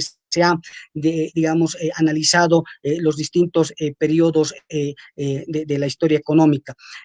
Por otro lado, me parece importante que se podría realizar una mayor interacción entre las variables, entre las categorías, ¿no? De capital social, capital humano, capital natural, ¿no? Para poder entender mejor sus interrelaciones a nivel mucho más individual. Me parece también importante destacar que resulta de alguna manera difícil en algunos casos poder aislar los efectos entre unas variables y otras, ¿no? Como es el caso de la cohesión social y el racismo, o el espíritu emprendedor y la innovación tecnológica. Son variables que están íntimamente relacionadas, pero entender cuánto explica una el desarrollo y cuánto la otra parece un poco más difícil. Finalmente me parece importante decir que a nivel ya de perspectiva, el documento entrega algunas ideas un poco modestas sobre qué se podría hacer hacia adelante, y yo creo que el trabajo es un trabajo que podría tener mucha mayor trascendencia en términos de la perspectiva futura, dado el gran esfuerzo histórico que se ha hecho hacia atrás. Creo que lo que resta hacia adelante es muy poco. El documento también podría dar respuesta a cuáles son aquellos factores limitantes que ya de alguna manera los hemos ido superando, ¿no? Entender el desarrollo no como hay que entenderlo como una relación dinámica, ¿no? De que algunas variables van a ir mejorando gradualmente, ¿no? Entonces, interesante sería saber en qué dimensiones sociales, humanas y naturales hemos ido mejorando, ¿no? Hasta qué punto se puede hablar que hay una mejora. me parece que yo tendría un rol un poco más optimista de la perspectiva hacia adelante, en el sentido de que si bien no se ha alcanzado una convergencia económica, como efectivamente se demuestra, hay convergencia social, eso creo que los datos están mostrando, y también lo que sí se podría revalorizar también son todos los avances en derechos y instituciones que se han hecho en bien de la población indígena, de la población mestiza. Hay una revalorización del indígena muy importante que creo Bolivia podría tener una dimensión mucho más desarrollada que muchos países en el mundo. Entonces, son creo que temas que también se podrían posicionar como factores positivos, avances positivos en este periodo. Muchas gracias. Muchas gracias a ti, Omar. Muchísimas gracias y definitivamente podríamos continuar, ¿no? O sea, comentando, me parece muy interesante. Gracias por el esfuerzo que has hecho de identificar estos temas, etcétera. Yo lo que quisiera ahora es darle la palabra a Rolando, pero antes quisiera también un poquito resumir las preguntas que hemos estado recibiendo y algunos comentarios que han surgido de la presentación y de la presentación de los comentarios, ¿no? Entonces voy a comenzar. Bueno, hay muchas felicitaciones. Rolando, tu trabajo nos dice que les ha hecho entrar las ganas de leer el libro, así, de alguna manera, ¿no? Entonces, escucharte y escuchar sobre tu presentación ha incentivado a que, bueno, muchas personas quieran leer tu libro. Te preguntan dónde se puede obtener este texto. También existe un comentario que dice que sería bien interesante hacer un curso de actualización para algunos docentes, etcétera. En cuanto a las preguntas, ¿no? Hay una pregunta muy interesante de Gonzalo Colque, que la voy a leer, literalmente nos dice: estimado Rolando, su libro lleva en la tapa una pregunta clave, pero las respuestas que propone a esta pregunta me parece que están punteadas en varios momentos. Mi inquietud es si podría ensayar un redondeo, darnos alguna pista a seguir. Y con relación a esa pregunta también, hay una pregunta de Rodrigo Tarquino, que está relacionada, creo yo, que dice: ¿cuál es el papel de la economía en esta coyuntura? O bueno, continúa y dice: ¿en qué grado la resolución a esta pregunta, es decir, la resolución al grado de atraso en que nos encontramos, ¿en qué grado nos encontramos ahora de resolución a este atraso, ¿no? ¿Dónde estamos? Otra pregunta tiene que ver más bien con indicadores. Nos dice: ¿cuáles son los indicadores de desarrollo para Bolivia? ¿Cuáles las dimensiones de desarrollo, considerando que somos una sociedad diversa? Y bueno, a mí me parece que sería interesante escucharte sobre esto y también sobre los comentarios, ¿no? O sea, los comentarios que hemos tenido de Juan Gabriel y de Omar, si tú quisieras comentar algo al respecto, pero solo para redondear, porque yo tenía la misma pregunta que me parece bien desafiante también, ¿no? Es decir, tenemos un título muy interesante y muy desafiante, sugestivo, sugerente. ¿Cuándo y por qué Bolivia se atrasó en su desarrollo? Entonces, claro, definitivamente no es una pregunta que se pueda responder de manera, digamos, directa o simple, más bien, ¿no? Pero ¿cómo responderías a esta pregunta, considerando que, bueno, es complejo, hemos visto el rol de la historia, etcétera, pero hay alguna manera, sí, general de poder responder a la pregunta planteada en tu libro? Creo que esa es la pregunta también de Gonzalo Colque. Entonces, bueno, ya muchísimas preguntas y te dejo a ti, Rolando. Gracias, Elizabeth. ¿Me escuchan bien? Te escuchamos muy bien. Ya.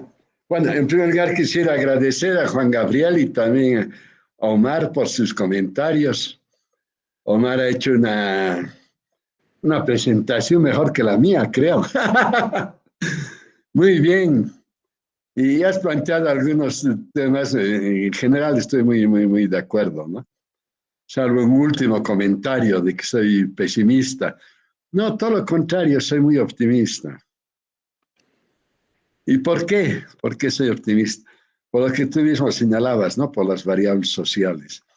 Sí, hay un desarrollo muy importante en materia de educación, salud, esperanza de vida, algo impresionante. Hace 20 años, por ejemplo, alguien que tenía 60 años se le consideraba un viejito. Ahora yo tengo amigos que juegan tenis conmigo que tienen más de 90 años y siguen jugando muy bien. Entonces, es cuestión, son avances importantísimos que tienen que incidir en la productividad. Ahora, hay un tema que no está resuelto en el libro y que no sé cómo resolverlo. ¿Por qué hay avance social y no hay avance económico? Todo el tiempo, ¿no es cierto? Nos dicen la educación es lo principal para el crecimiento económico, la educación es lo mejor. Sí, estamos haciendo grandes avances en educación. ¿Y qué pasa? La economía no está siguiendo el mismo ritmo, ni tampoco la construcción nacional, digamos, ¿no? Y hay temas que son importantes, ¿no? Uno puede ser la migración y la forma como estamos educando a los jóvenes. La mayor parte de los papás quisieran que sus hijos se vayan de Bolivia, se vayan a Europa, se vayan a Estados Unidos y triunfen en otras latitudes, ¿no? Y de hecho tenemos muchos compatriotas muy bien ubicados en universidades gringas, latinoamericanas, europeas. Es impresionante. Yo cuando viajo me impresiono de ver hacia colegas a compatriotas diré que están muy, muy bien ubicados. Pero tú estás perdiendo capital humano directamente, pero de todas maneras lo que queda está muy bien. Pero bueno, es una pregunta sin respuesta. Es verdad también, Omar, que lo que planteas como temas de posibles investigaciones futuras son muy, muy, muy de acuerdo. Es verdad también que quizás lo que pongo ya como perspectivas mirando hacia el futuro son modestas, ¿no? Bueno, habría que escribir otro libro más. Me he estado dando ganas de escribir un segundo tomo sobre las perspectivas hacia el futuro, después de haber analizado ya el pasado, ¿no? Sí, valdría la pena hacer un segundo tomo sobre perspectivas hacia el futuro. Y bueno, te agradezco mucho y que agradezco mucho también Juan Gabriel por tu excelente síntesis y presentación. Algunas respuestas puntuales a las preguntas. ¿En qué librerías está mi libro? En toda la red de librerías que atiende Plural, ¿no? El libro, los dos libros, digamos, han sido publicados por la editorial Plural, que en La Paz se encuentra en la calle Rosendo Gutiérrez, esquina Ecuador, en Cochabamba, en la Nathaniel Aguirre, se encuentra la librería Plural. Santa Cruz, lastimosamente, no sé dónde está Plural. Pero de todas maneras, Plural distribuye a muchas otras librerías, ¿no? Por ejemplo, a Lectura, y a Charguás, y etc., ¿no? Segunda punteo, que se podría realizar un curso, claro que sería interesantísimo. No un curso completo, diríamos, ¿no? Donde se vaya analizando poco a poco, porque obviamente lo que se da en una conferencia sí es abuelo de pájaro, como se dice rápidamente, ¿no? Hay cuestiones bien, bien interesantes que valdría la pena trabajarlas. A Gonzalo Colque, es bien difícil hacer un redondeo, ¿ya? Es que el tema depende de tantas cuestiones diferentes y ha habido también etapas en la historia completamente diferentes, ¿no? Yo estaría de acuerdo, digamos, lo que decía además Omar.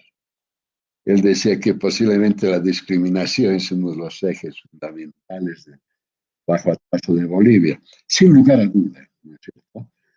¿Por qué razón? Porque no se puede construir un país con 10% de su población. Eso era más o menos la participación política, social, económica que se ha tenido durante todo el siglo XIX y la primera mitad del siglo XX.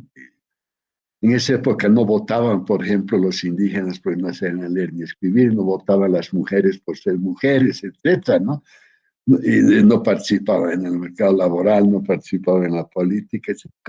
¿A quién se le pudo ocurrir en algún momento de construir un país con 10% de la gente? Era un absurdo total, ¿no? Obviamente no se podía, ¿no?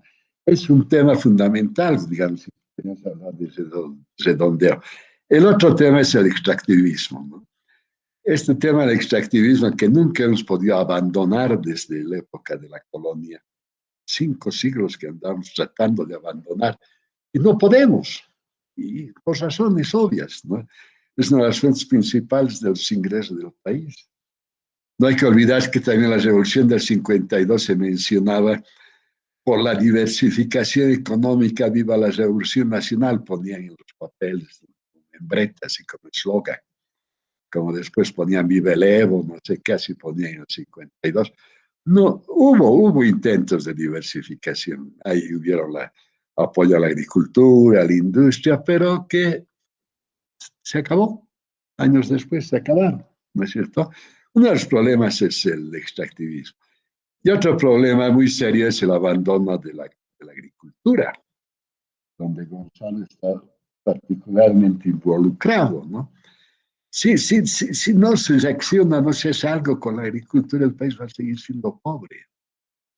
No les digo que tenemos necesariamente que volvernos un país agrícola.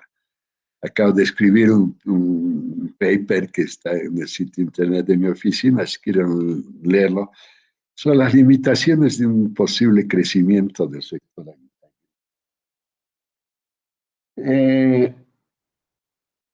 La pregunta es, ¿en qué incide la economía al desarrollo económico?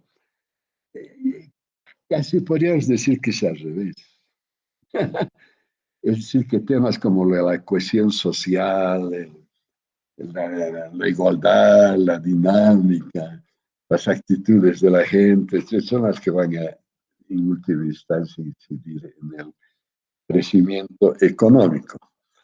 Ahora, una pregunta que planteaba Marta es ¿por qué el sector privado invierte tan poco? Históricamente, ¿no? Porque últimamente se venía diciendo que no invertían porque tenían miedo al MAS. Esa es una falsedad, ¿no es cierto? Porque en realidad durante el MAS han invertido más que en otros periodos, ¿ya? ¿Por qué se muestra tanta flojera? Falta de iniciativa, falta de emprendimiento. Por si acaso, yo pienso que cualquier país tiene que tener un sector privado importante, dinámico, no es que está contra. El hecho de criticarlos porque no hacen suficientemente. En el modelo de la Revolución Nacional se les dio muchísimos incentivos al sector privado. Divisas baratas, créditos baratos, se escuchaba más. Has trabajado en el Banco Central, has de saber que había un departamento de desarrollo que hacían los créditos regalados al sector privado, etc. Y básicamente no pasó nada. ¿Por qué? ¿Está relacionado con este fenómeno de Procusto? Quizás. Por si acaso, Procusto es una leyenda griega que dicen que un señor que se llamaba Procusto tenía como oficio el hacer ataúdes. Y cuando le traían muertos que eran más grandes que su ataúd, le cortaba un poco la cabeza o los pies, ¿no? Y cuando era un muerto más chiquito, le aumentaba unos cuantos huesitos, ¿no? El sentimiento de igualdad que lo desarrollamos desde épocas prehispánicas. ¿Se acordarán ustedes, o si me equivoco, me harán notar, no hay libro que nos diga que había concursos de algo en el periodo prehispánico, qué sé yo, de fútbol, como dicen que los mayas tenían, o de lucha libre como los romanos, los griegos, o de carreras a pie o carreras de algo. No hay mención. Ahora, quizás eso el hecho de que no haya mención quizás no significa que, no implica necesariamente que no ha habido. Pero en realidad a los bolivianos no nos gusta que haya desigualdad, curiosamente, ¿no? O sea, que siempre ha habido desigualdad, pero no nos gusta. Entonces no nos gusta que haya gente, por ejemplo, que tenga plata. Alguien que tiene plata, inmediatamente decimos de dónde se habrá robado esto, ¿no? Imagínense, quizás les va a chocar lo que les diga la famosa Gabriela Zapata. Ella dice que su plata la obtuvo con los regalos que le hacían sus amantes. Eso no es un delito, pero toda la gente le ha dicho esta pilla sinvergüenza. No, los chicos damos regalos a las chicas, ¿no? Ya las chicas también nos dan regalos. Claro que no tan millonarios como decía la Gabriela Zapata, pero en fin. Para decirte algo, ¿no? Que no está bien visto que alguien vaya más allá de la normal, de la media, y quizás eso desincentiva la inversión. ¿Dónde estamos? Bueno, eso ya nos explica al comienzo, ¿no? Dimensiones del desarrollo también les he explicado, ¿no? El tema de la economía, el tema de la educación, el tema de la cohesión social, etcétera, ¿no? Creo que sí he respondido a todas las preguntas, Elia, o me saltó alguna.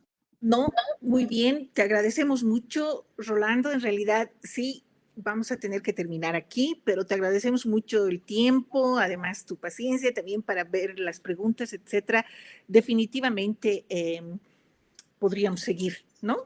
En todo caso, muchísimas gracias. Ha sido un gusto escucharte. Gracias por compartir con nosotros todo tu trabajo. Como ya decían en algunos de los comentarios, nos quedamos ahora sí con las ganas de leerlo, ¿no? Gracias a nuestros comentaristas, Juan Gabriel y Omar, que bueno, que han podido acompañarnos con nosotros. Y bueno, después ya estamos inaugurando nuestra serie de webinars del doctorado, y para la próxima también quedan todos los invitados, los que nos están viendo y los que han seguido este webinar. Muchas gracias. Hasta la próxima. Gracias, Eli. Gracias a los dos comentadores y a todos los que nos están escuchando. Buenas noches, Gracias, profesor. Buenas noches, gracias, doctora. Gabriel. Muchas gracias, Eliseo. Buenas noches, Omar. Hasta pronto.